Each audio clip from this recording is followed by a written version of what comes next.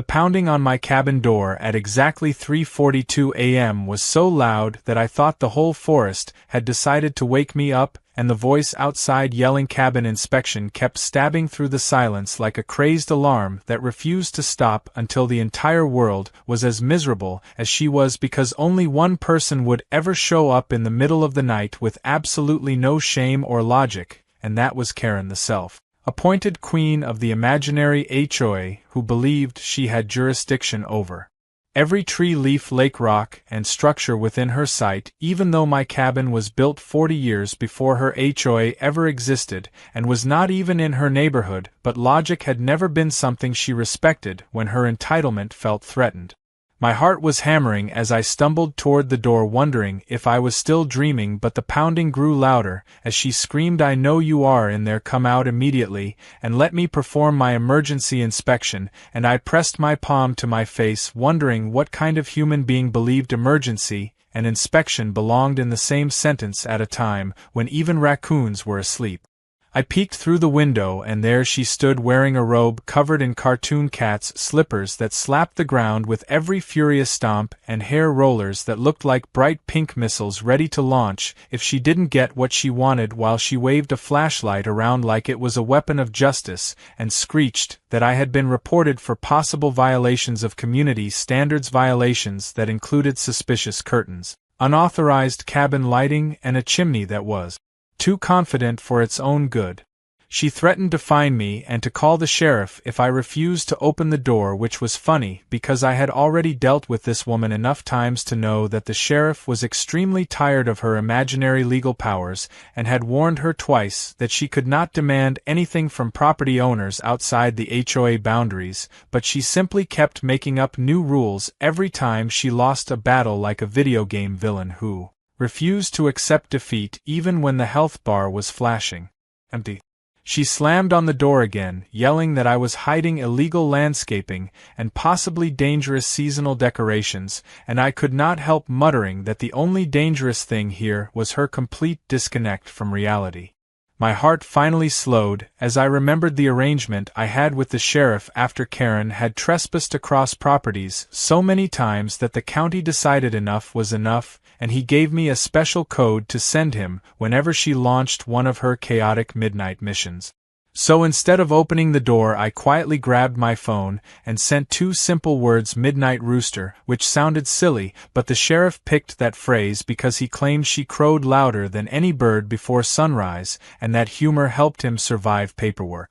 Less than a minute later, I heard tires crunching gravel and saw red and blue lights slicing through the trees like justice arriving on schedule, and Karen spun around with wide eyes, yelling that she had summoned the authorities herself to arrest me because my porch light offended her, and suddenly she realized the authorities were stepping out of the vehicle with a very tired expression aimed directly at her. The sheriff asked why she was screaming on private property in the middle of the night, and Karen puffed up like a furious pufferfish, declaring that she was performing her duty as chief rules enforcer of the community, a title she clearly invented seconds before speaking, and she then accused me of obstructing justice, trying to steal the darkness, and ruining the aesthetic peace she protected with her life. The sheriff stared for a long moment, the kind of stare that only happens when someone is calculating whether they are awake or trapped in a bizarre comedy sketch, but Karen kept going, insisting she could lawfully inspect any property within a 3-mile emotional radius if she felt it posed a threat to her sense of superiority,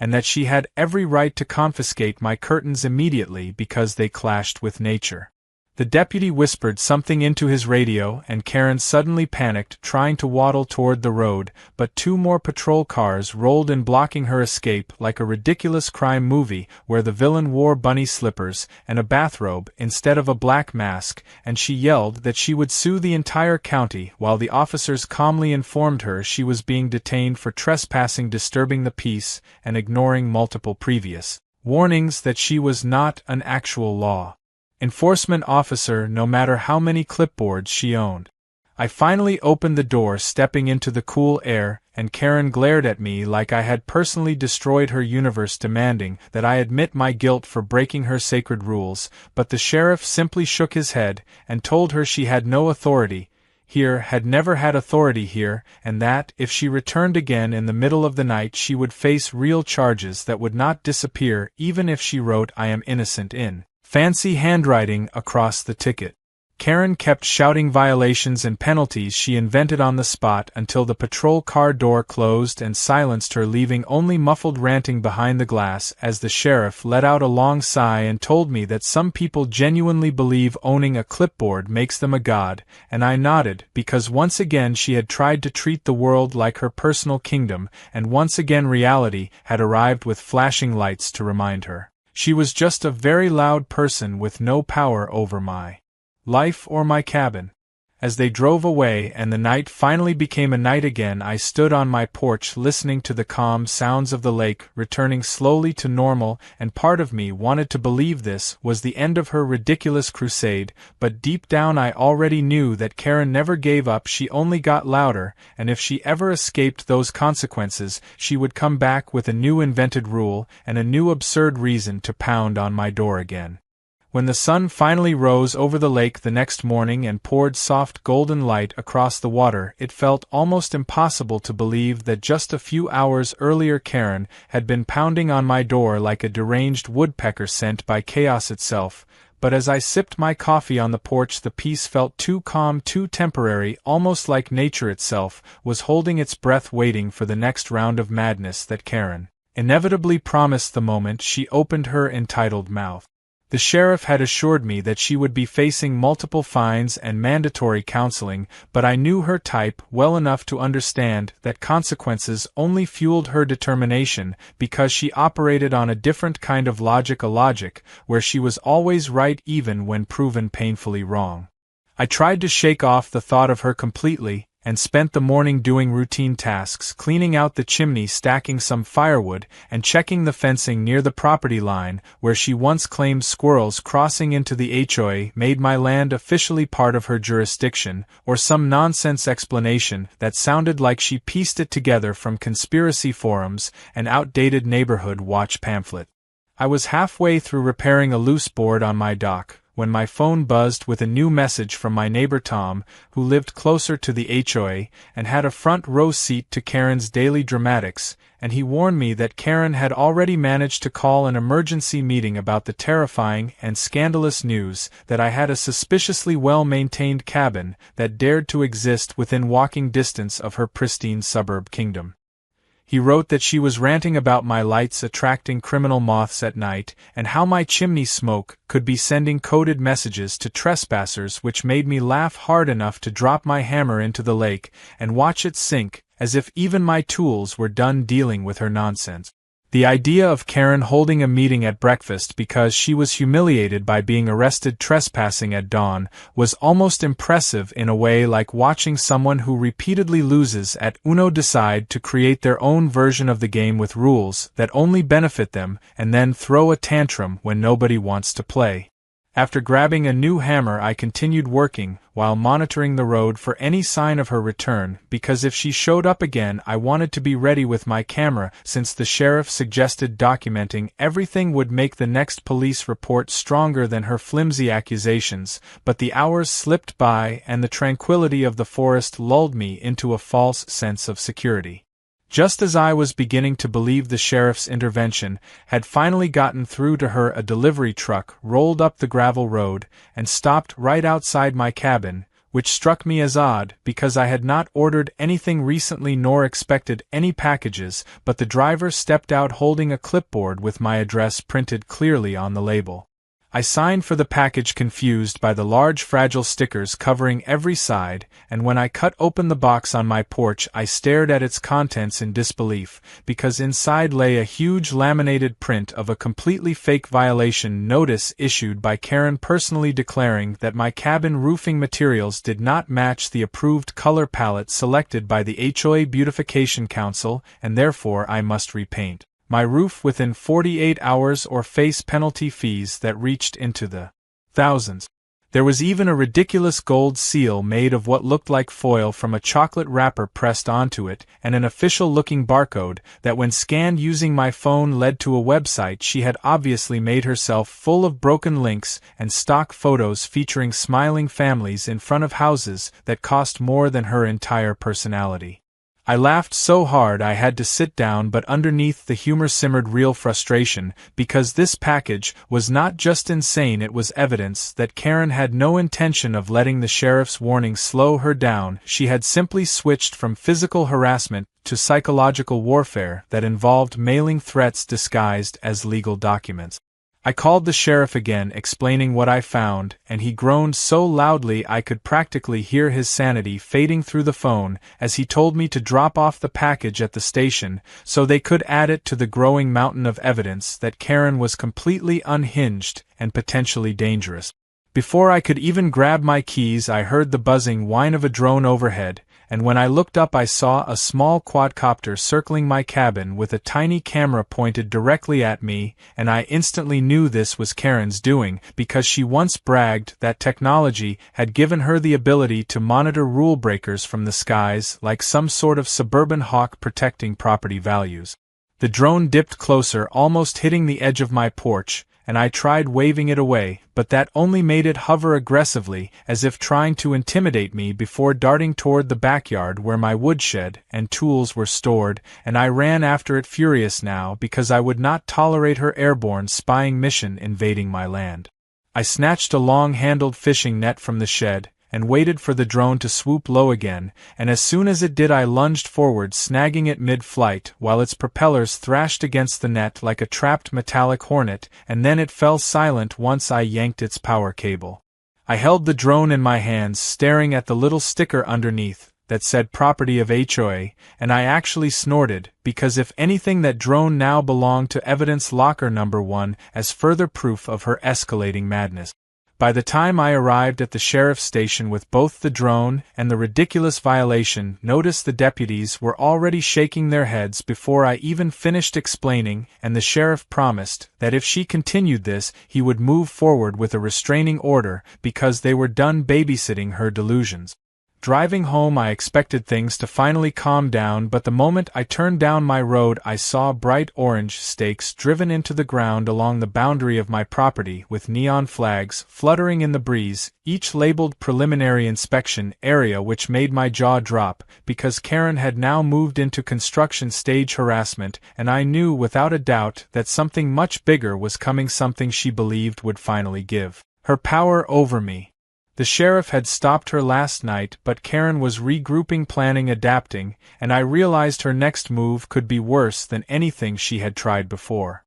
When I pulled into my driveway and stared at those bright orange stakes poking out of the earth like warning teeth from a territorial animal, I felt a mix of disbelief and annoyance rising like steam, because Karen had clearly escalated from sneaky harassment to a full-scale territorial invasion, despite every warning she had received from the sheriff and every shred of reality that proved she had no ownership or authority here yet. The flags flapped proudly in the breeze, as if claiming victory for a battle she should have lost the moment she opened her mouth. I walked along the property line, yanking up the stakes one by one, annoyed by how deeply they had been hammered in, which meant Karen either worked at this secretly in the early morning hours, or she convinced some unfortunate neighbor to help her, hammering in her delusions with every strike of the mallet, and as each stake came loose I muttered to myself, imagining Karen drawing up military-style maps for her imaginary HOA expansion plan, shouting forward march to troops of confused retirees forced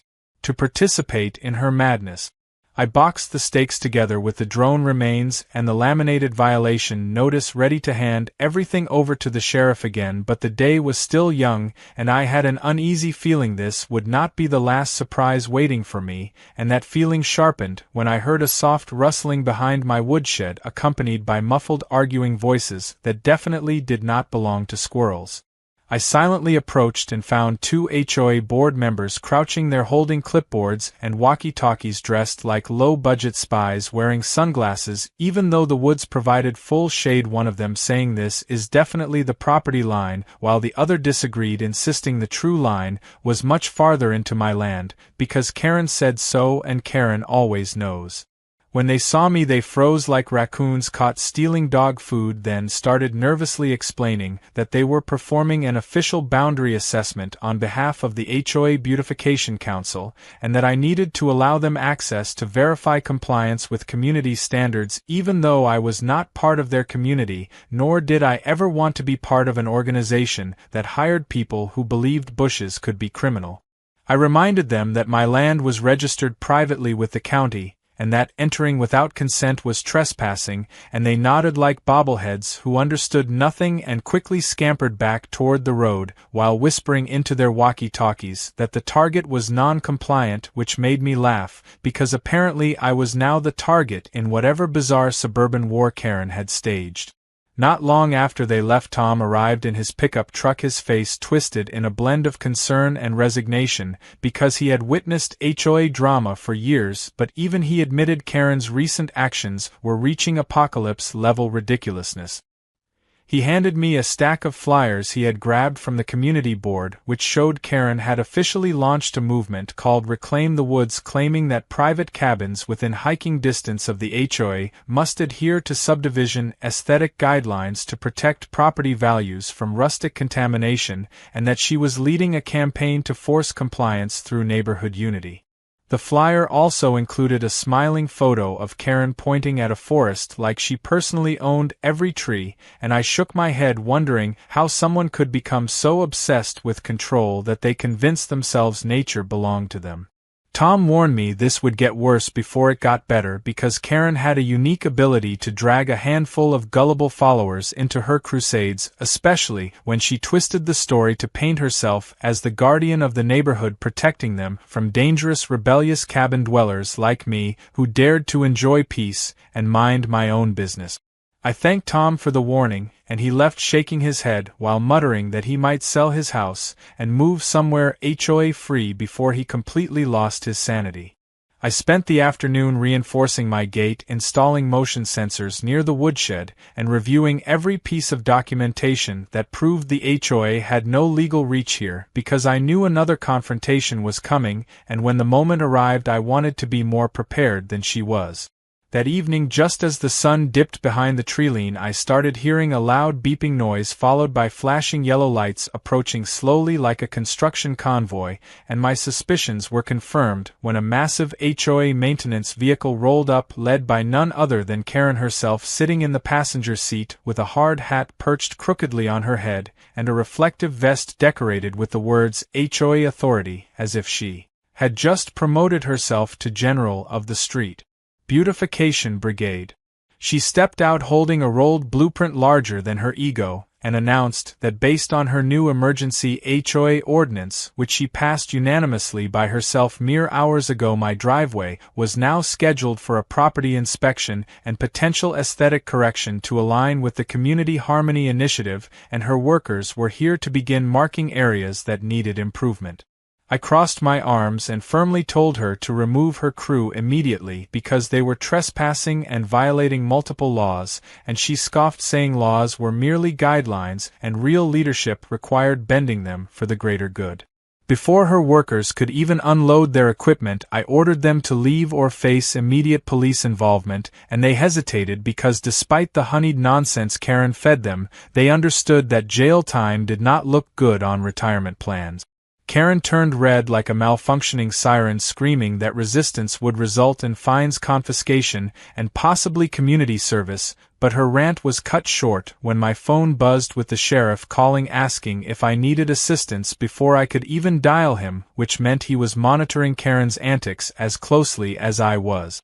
I placed the call on speaker, and he calmly instructed Karen to remove herself and her HOA vehicle immediately before deputies arrived, which made her crumble into sputtered threats promising retaliation through legal pathways she insisted existed, even though the sheriff repeatedly told her they did not. She ordered her crew to retreat, but as she left she pointed at me and loudly declared, "This is not over. I will protect this community, even if it destroys me," declaring it like a dramatic soap opera villain, before storming back into the maintenance truck, slamming the door so hard the entire vehicle shook. As the lights faded into the distance, I finally breathed again, realizing that this woman was relentless and delusional enough to escalate until something major forced her to stop once and for all. And though the sheriff stood with me every step of the way, I could feel the storm building, and the next clash with Karen would not be solved by simple warnings or citations, because she was preparing something bigger, something she believed would finally grant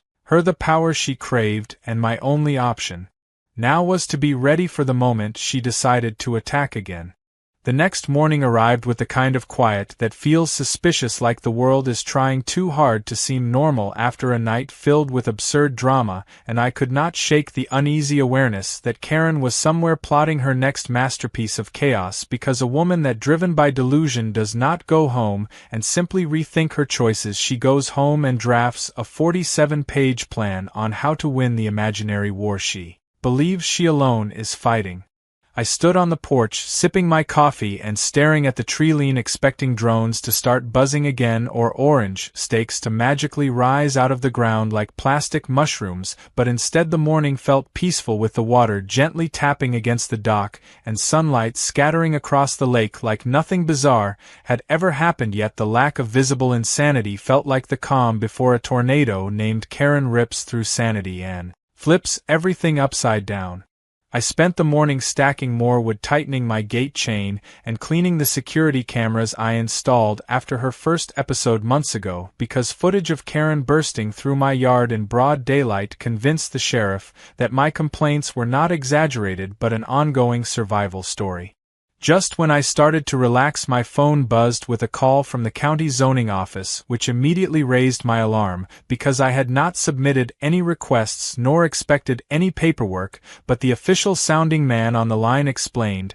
that they had received a formal demand for immediate zoning reevaluation of my property due to alleged construction violations, hazardous occupation of protected land, suspicious materials stored within a residential structure, and possible illegal wood chopping, which sounded so absurd I almost hung up thinking it was a prank. But then he read the name of the complainant, and of course it was Karen, the unstoppable crusader of fake laws and regulations, and I had to take a slow, deep breath to avoid shouting, because now she was dragging government departments into her fantasy war, simply because the sheriff did not back her delusions strongly enough. I calmly explained the full situation to the zoning representative, who sighed deeply, the kind of sigh that comes after too many calls from the same troublemaker, and he admitted that Karen had filed a dozen complaints against my cabin in the past 3 weeks alone, all of which were dismissed for lack of evidence, but the volume of complaints forced them to at least verify I existed, and was not building a secret theme park in the woods. He apologized for the inconvenience and promised to mark the case as closed after a quick administrative check, but the call alone was proof Karen was now playing a bigger game, trying to weaponize bureaucracy against me because she believed quantity could magically transform nonsense into authority. My blood was simmering as I hung up, knowing she would not stop until something put a hard legal wall between her and my life, so I grabbed every document I owned, including my land deed, the original cabin permits, letters from the sheriff, and a binder of timestamps proving she had harassed me, and headed straight to the county office, determined to build my own legal shield before she found another crack to slip through. The clerk behind the counter recognized my address, instantly groaning sympathetically, because Karen had been flooding their office with dramatic handwritten notes accusing me of crimes ranging from smoke smuggling to nature defamation, and the clerk advised me to file for a no-contact order since her behavior had crossed into persistent harassment that disrupted peace of property ownership, which is a fancy bureaucratic way of saying she is driving everyone insane. While signing paperwork, I overheard 2 clerks laughing about Karen's latest complaint, claiming my chimney leaned too confidently toward the sky, and I could not help but smile as frustration melted into absurd humor, because if I did not laugh at this point her madness might win. After an hour of signatures, stamps, and tedious questions, the clerk assured me that within days Karen would receive an official notice warning her that any further legal false claims could result in charges for misuse of county resources, and that I now had a case file proving I tried to handle the issue responsibly. Driving home, I felt a flicker of relief, believing maybe this would force Karen to pause and rethink her life choices, but the moment I reached my gate, I saw something new that killed any hope of calm. A massive banner stretched across the trees directly facing the entrance, painted in red letters big enough to be seen by passing satellites, reading HOA says fix this eyesore now, and below it was a blown-up photograph of my cabin taken from an angle that made it look like a haunted shack from a low-budget horror film, even though in real life it was well-maintained and charming in a rustic way. To make it worse, Karen had planted pink plastic flamingos all over the ground in front of the banner, as if mocking my property with exaggerated tacky decorations she herself would have banned immediately if they were in her neighborhood, because the hypocrisy of HOA Karens knows no limit and they do not follow their own rules when the rules get in the way of harassment. I tore the banner down, my hands shaking more from disbelief than anger, because I truly could not understand how a person could dedicate so much effort to attacking a cabin that had zero effect on her life or property value, unless her entire self-worth revolved around controlling others. As I dragged the flamingos toward my burn pile, a familiar engine sound echoed down the drive, and my dread solidified when Karen's car appeared again, this time with her husband, a quiet man who always looked like life had drained him slowly since marrying a walking megaphone. She jumped out waving a new clipboard, screaming that her banner was a community announcement protected by constitutional outreach rights, and that removing it was vandalism punishable by fines and public apology ceremonies, but her husband gently tugged her sleeve, whispering that maybe they should not be here because last time ended with flashing light. She ignored him, barking that I was an eyesore invader squatter who needed to respect authority and join the HOA for the betterment of society, and I firmly told her that she had no authority here and that, if she did not leave immediately, I would call the sheriff again. She puffed up like a furious kettle about to whistle, red face veins popping, declaring that the law was on her side now because she had filed paperwork claiming joint environmental jurisdiction, a phrase that sounded official until you realized she probably invented it 5 minutes earlier with crayons. She tried marching past me toward my porch, but I blocked her, and her husband finally snapped, grabbing her arm, begging her to stop before she ruined their lives, and Karen shrieked that he was unsupportive and blind to the threats surrounding their community. As she ranted, the sheriff's patrol car once again rolled up faster than she expected, and he stepped out with the expression of a parent who had caught the same child sticking forks into outlets for the 7th time, warning both of them that this harassment needed to stop today before actual charges stuck and ruined more than a morning.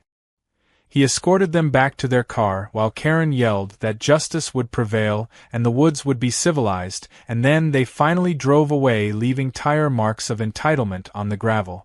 I stood there watching them disappear, my heart pounding not with fear but with a burning realization that this was far from over, and if Karen could not win with drones, banners, illegal inspections, or weaponized bureaucracy, she would find a new angle soon, one more insane than anything she had tried before, and I needed to be ready because the next round felt like it would change everything. The sheriff's warning echoed in my mind long after Karen and her exhausted husband disappeared down the gravel road, leaving behind the ridiculous flamingos and the lingering smell of her rage like burnt plastic clinging to the air, and while part of me hoped maybe finally she would pause and face reality, another part of me knew better, because Karen did not understand logic or boundaries or shame. She only understood obsession and the illusion of control, and as I cleaned up the yard, tossing every tacky flamingo into a pile for disposal, I could feel a tightness in my chest that came from anticipating the next escalation in her never-ending campaign to dominate a place that did not belong to her. I kept glancing at the driveway expecting her to come roaring back with a new clipboard and a bigger tantrum, but hours passed quietly and I forced myself to focus on normal tasks like fixing the fishing boat and patching the side of the shed where winter storms had chewed at the wood, wanting to reclaim some peace in my own space before stress built high enough to make me want to relocate to the moon just to escape her voice. When evening arrived, I sat near the water trying to relax, breathing in the crisp scent of pine and listening to the gentle lap of waves against the dock, feeling almost human again, when a sudden harsh buzzing sound shattered the calm and I saw another drone appear from above the trees, but this one was bigger, louder, and flashing lights, as if it were sent straight from Karen's Mission Impossible fantasized headquarters. It swooped low, recording everything, and I cursed under my breath as I grabbed my phone to record it right back, because two could play that game and evidence was my strongest weapon against her madness. But before I could capture more than a few seconds, the drone shot upward and zipped away toward the HOA neighborhood like it had just completed a top-secret reconnaissance assignment. I immediately called the sheriff again, not wanting this to escalate without record, and he promised to look into it because surveillance drones crossing private property lines were absolutely illegal, no matter how shiny a fake HOA badge someone stuck to them, and he advised me to stay alert because Karen had already shown she was willing to break boundaries, both physical and mental. Later that night, while I checked the locks and prepared to finally get some rest, I heard a soft scraping noise outside near the front gate, which made every hair on my neck stand up like I had walked into a horror movie scene. But when I stepped onto the porch armed with a flashlight, I only saw a rolled piece of paper tied with twine leaning against the post like a twisted newspaper delivery. I carefully picked it up, unrolled it, and stared in complete disbelief, because it was a freshly drafted consent form demanding that I officially join the HOA, effective immediately, along with a giant list of mandatory obligations, including replacing my cabin windows with approved community models, changing my rustic wooden deck to composite plastic, and attending monthly neighbor bonding ceremonies, or face immediate penalties payable directly to Karen's personal address, as if she were the queen. Collecting tribute. She even included a signature line already filled out with a forged version of my name in handwriting so terrible it looked like a toddler scribbled it while blindfolded, but she attached a witness signature from one of her loyal followers who apparently believed that writing your name on a fake document magically gave it legal power. I crumpled the paper ready to burn it, but decided to keep it as further proof of her harassment and violation of legal boundaries, and I photographed every inch of it before storing it in my growing evidence binder. Sleep became impossible after that as I sat awake listening for every rustle outside, convinced that Karen might pop out of the trees wearing night vision goggles and screaming citations about lawn maintenance standards and tulip height regulations. When morning finally arrived after a restless night, I dragged myself back outside to check the yard, hoping nothing new had appeared, but of course hope was foolish, because Karen never slept. She regenerated like a villain in a video game. There on the edge of my driveway was a group of HOA volunteers armed with clipboards, measuring tape, and highlighters, as if preparing for a yard sale inspection from the underworld, and they jumped the moment they saw me, acting like I was some wild bear emerging from the wood. They scrambled to explain that they were performing an official property audit on Karen's behalf, and I reminded them again that this was not HOA jurisdiction, but they nervously insisted Karen told them I had been temporarily annexed into the neighborhood pending compliance review. I demanded they leave immediately or face trespassing charges, and after a few panicked glances they scurried away, reporting back into their walkie-talkies that the target was hostile, which honestly made me laugh, because if they thought this was hostility, they had no idea what real anger looked like, especially if Karen forced me to file even more paperwork. Only an hour passed before another assault came, this time a loud roar of engines as a convoy of landscaping contractors rolled up carrying heavy machinery, including a cement mixer and stacks of generic white picket fence panels, the kind Karen adored because they matched her fantasy image of suburbia taking over the entire world. I stepped directly in front of the trucks, forcing them to stop, and the foreman leaned out the window looking confused, reading from a work order that claimed the HOA had approved a mandatory aesthetic upgrade to my property and that they were here to begin installation immediately. I explained that the order was fake and that the HOA had no authority here, and the foreman quickly apologized, backing his trucks away while shaking his head and muttering that this neighborhood was cursed by the insane lady in pink rollers. I watched them leave, feeling a mix of relief and looming dread, because if Karen was calling in contractors and forming volunteer task forces to target my property, it meant she was treating this like a full-scale military operation, and she would not stop until either she broke me or something broke her. Determined to be proactive, I marched straight to the sheriff's station once again and handed over the drone footage, the forged consent contract, and every detail about the volunteers and the contractor invasion, and the sheriff rubbed his temples like he had aged a decade in 5 minutes before telling me he would move forward with paperwork on the restraining order immediately, because Karen had now crossed every legal line available without literally starting a fire.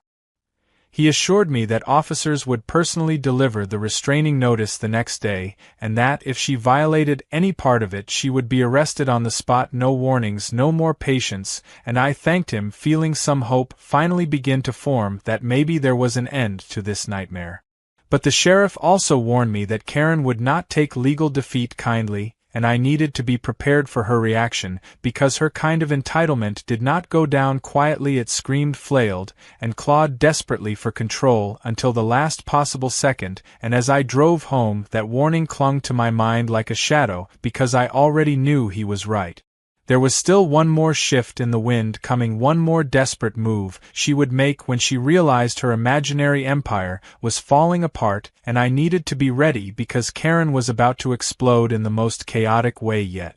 The next morning I woke up before sunrise with a strange tightness in my stomach, the kind that tells you something is coming, something unpleasant, unpredictable, and louder than sanity should ever allow, because even though I knew the sheriff was delivering the restraining order today, I also knew Karen would react like a volcano whose entire identity depended on erupting the moment anyone tried to seal it shut, and as I stepped outside, the air felt heavier than usual, the lake unnervingly still, like nature itself was pausing to witness whatever Karen would do next. Before the coffee finished brewing, I heard tires screeching on the gravel road, and a frantic pounding on my gate, followed by Karen's shrill voice yelling accusations too fast to understand. So I rushed to the porch and saw her gripping the gate, shaking it violently like she was trying to rip it from the ground, her hair a wild mess, and her eyes wide with fury that could probably melt steel if she stared long enough. She screamed that I had betrayed the community, that I had undermined her authority, and that the sheriff would regret taking my side, because she had powerful connections who would crush anyone who dared stand against her,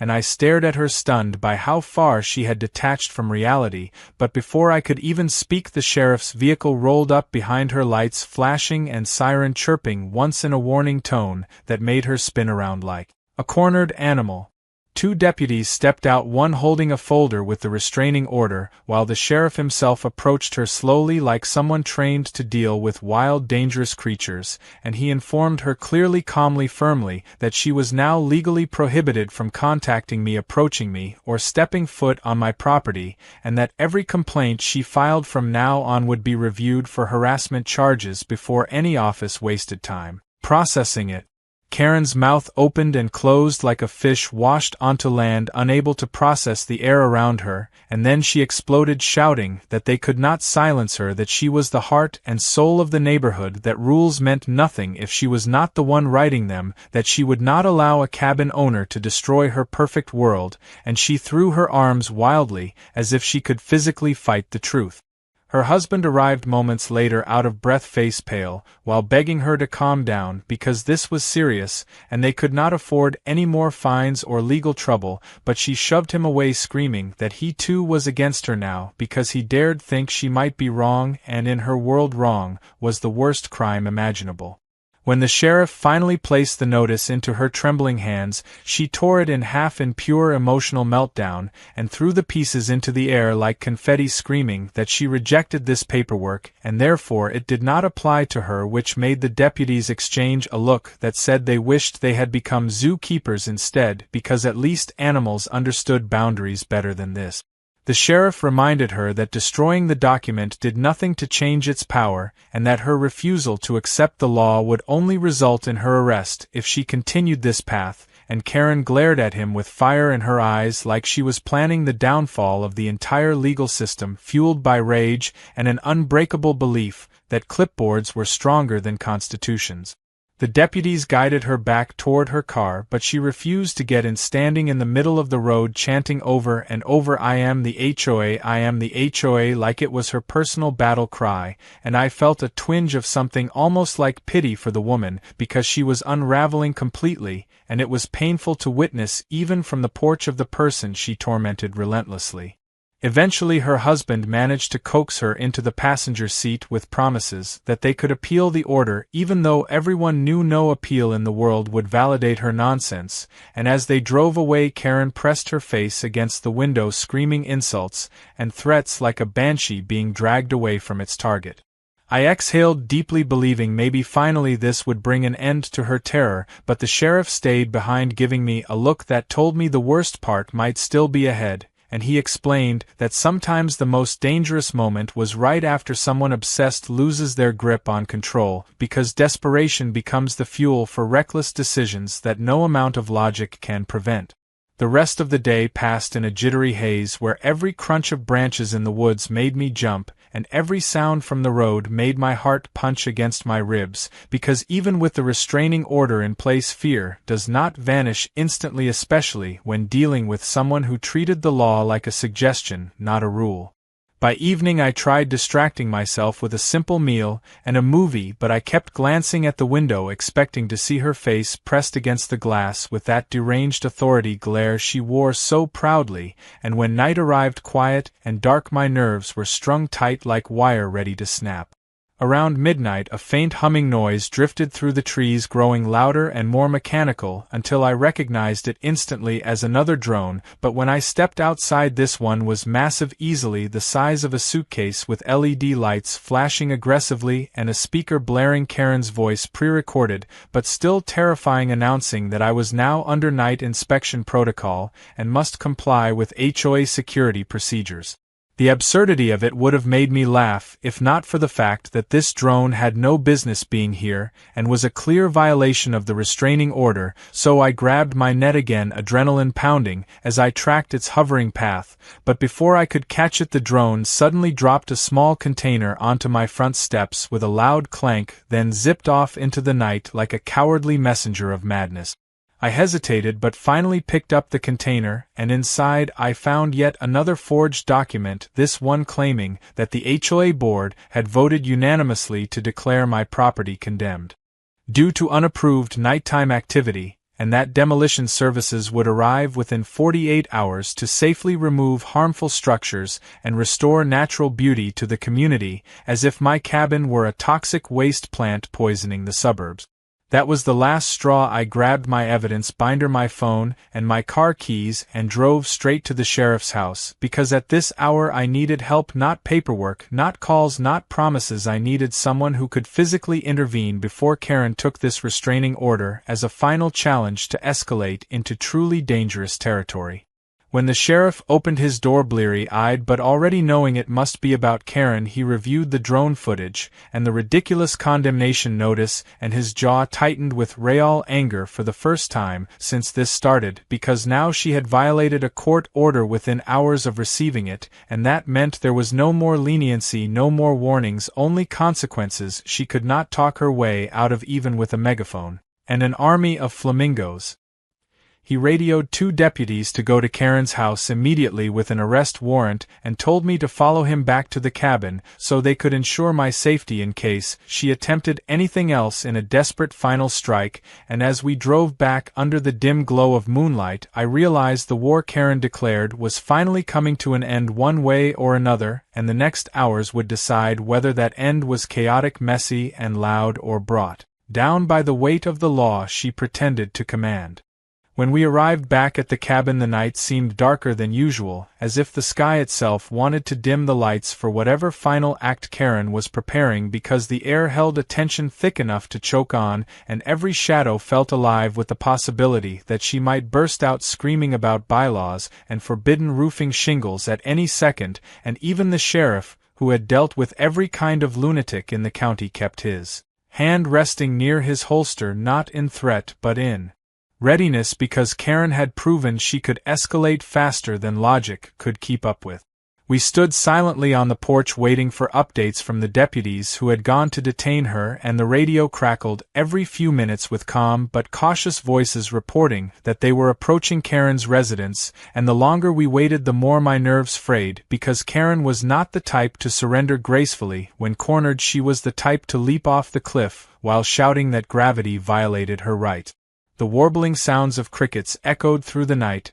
but beneath them I swore I heard something else, a faint crunching of leaves, the snap of a twig, the subtle but chilling sense that someone was nearby, and I whispered to the sheriff, who nodded slowly, signaling he heard it too. Before he could investigate, a sudden bright flash burst from the trees, followed by deafening bangs like fireworks exploding far too close, and the sheriff shouted for me to stay down as he took cover, believing someone might be shooting, but instead of gunfire we quickly realized the explosions were from industrial-strength floodlights that had been rigged to switch on all at once, illuminating the woods with blinding white beams that made the entire area look like a film set preparing to shoot a dramatic final scene. Through the glare a figure emerged, Karen marching with the fury of a villain, making her final stand, wearing a sash labeled HOA Commander, and carrying a megaphone in one hand and something metal and heavy in the other, while her husband pleaded behind her, telling her to stop before she ruined their entire lives, but she ignored him because she had already crossed the point where reason could reach her.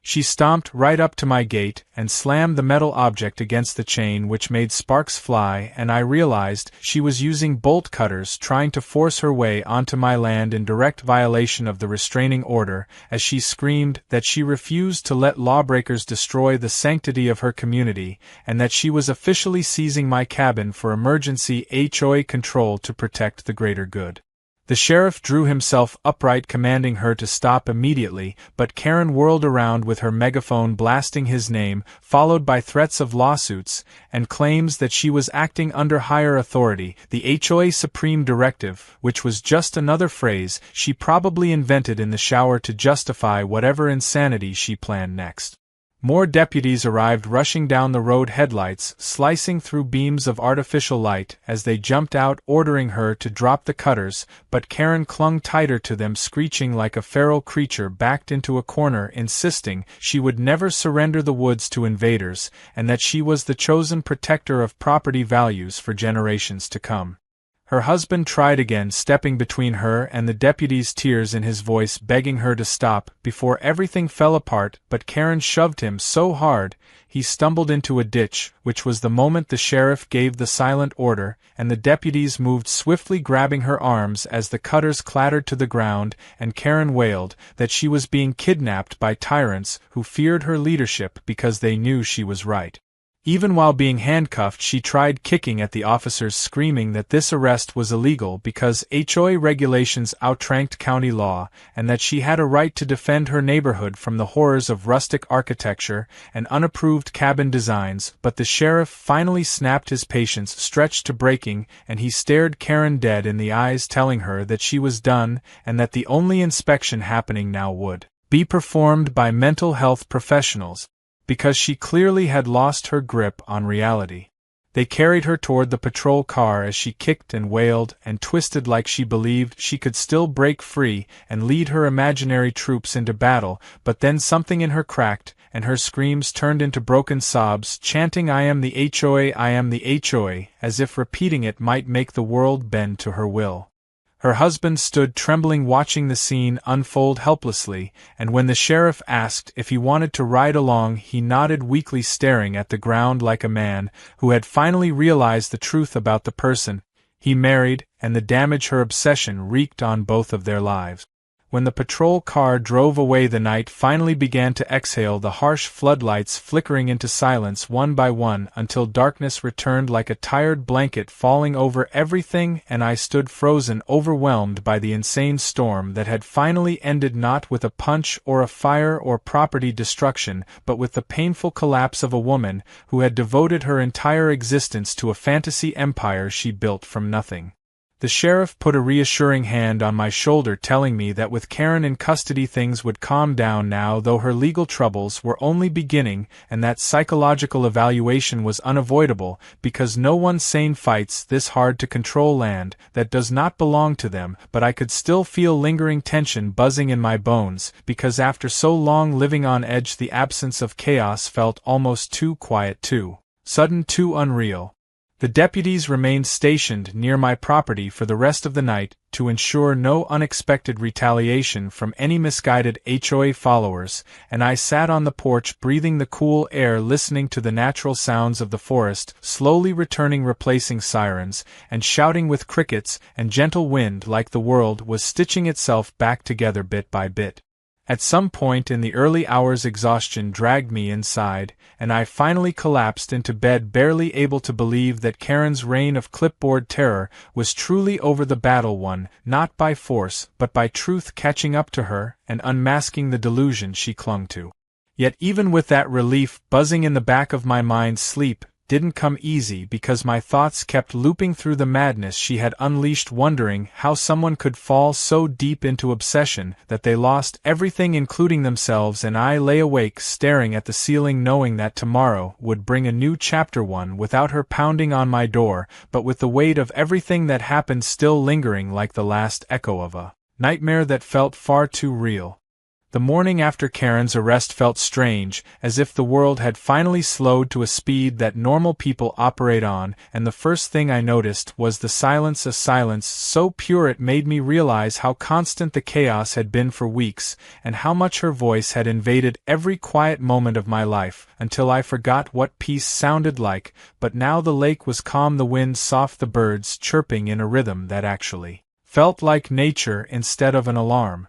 I walked out to the porch, half expecting the usual sign of her intrusion, maybe flamingos, maybe another fake notice, maybe her ridiculous drones spying from above, but nothing appeared besides soft sunlight and the comforting smell of pine drifting from the forest, making me feel like I was finally home again, instead of living inside some unhinged sitcom that refused to end. The deputies who had stayed overnight were packing up, preparing to leave after confirming that no remaining HOA faithful were hiding in the bushes, ready to take up Karen's clipboard where she left off, and the sheriff approached me with the calm, tired expression of a man who had finally thrown the biggest headache of his career into the back of a patrol car.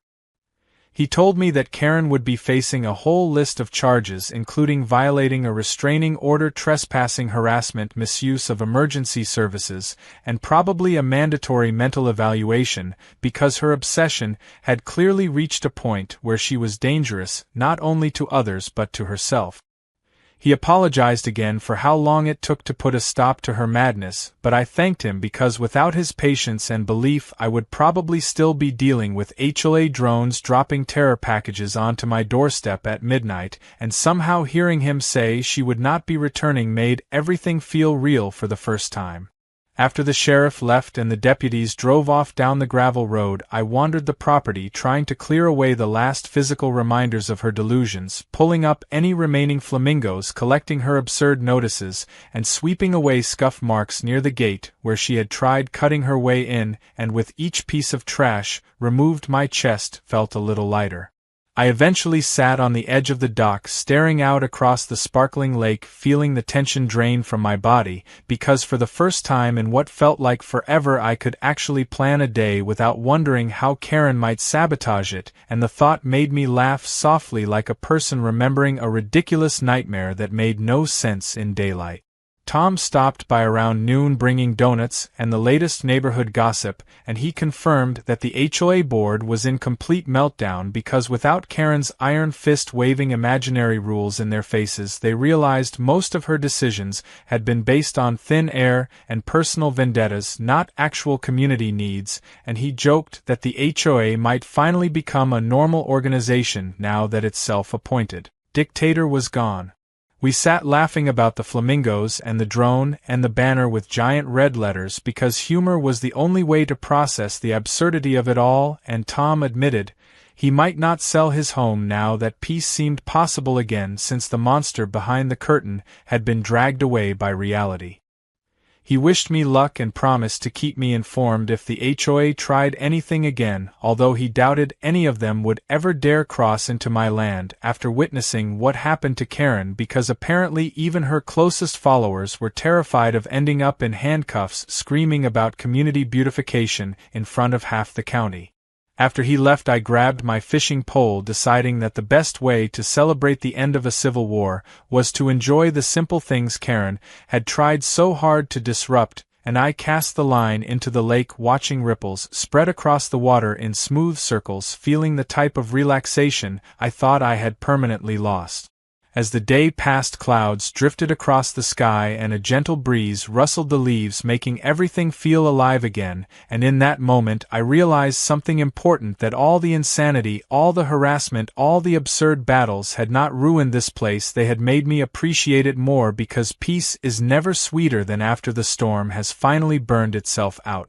In the late afternoon, I walked the property line, double-checking everything, not because I feared Karen would return, she was in custody, but because routine brings comfort, and I needed to see the boundaries that had caused so much frustration had remained intact, stronger than her delusional claims. I stopped near the woodshed, admiring how quiet and safe everything looked, when I suddenly noticed something wedged beneath a fallen branch, and for a split second fear gripped me, thinking it could be another threat, but when I picked it up I found a single pink hair roller, one of the many she always wore, and I held it between my fingers with an odd mix of victory and disbelief, as if this tiny plastic thing represented the final trophy of a battle I never wanted to be part of. Instead of tossing it angrily, I walked to the fire pit and dropped it inside, because symbolic victories deserve symbolic endings, and I lit a match, watching the flame curl around plastic as the roller melted into a tiny puddle, leaving behind only a faint puff of smoke drifting into the sky like the last trace of Karen's reign evaporating into history. That night I slept with the windows open, letting the cool forest air flow through the cabin, without checking security cameras every 10 minutes, without expecting a megaphone scream to shatter the night, without imagining her plotting somewhere in the shadows, because she could not reach me anymore. The law had finally done what I could not, and drawn a firm, permanent line she was no longer allowed to cross. And as I drifted to sleep listening to the peaceful sounds of the lake, I realized that sometimes the most satisfying victory is not dramatic or loud, but simply living in peace while the person who tried so desperately to control you is forced to let go because the world no longer tolerates their madness. And the thought made me smile, knowing that my cabin was mine again, my life was mine again, and no self-appointed HOA commander could ever take that from me.